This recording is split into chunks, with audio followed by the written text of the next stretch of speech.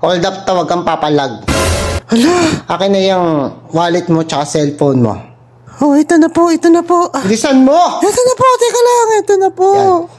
In fairness ha, gwapo ka po. Dapat taga-artista. Parang tanga to si ate. Hindi, ay mga ganyang itsura. Hindi naman.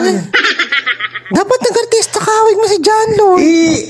Marami na rin nagsasabi sa akin. Hawig mo din si Alden. Ano ba naman yan? Pero hindi ko inaano kasi syempre. Hala, sa ganyang side, hawig mo rin si Jack Roberto. Dapat nag-artista ka parang na. hassle, di ba? Mag-artista. Mas okay na to. Hala, may pagka-Coco Martin ka din. Hindi ba? Grabe naman. O, ito na nga yung cellphone mo, yung wallet na lang kukunin ka. Alang, gwapo mo na, tapos mabait ka pa. Ano ba naman yan?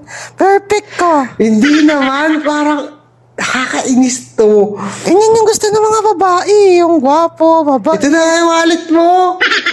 Hala, Diba na lang talaga. hold upin ko, nakakainis ka naman. Nagsasabi ka ng totoo. Totoo naman, dami mong kawig na artista. Sige na, malis ka na.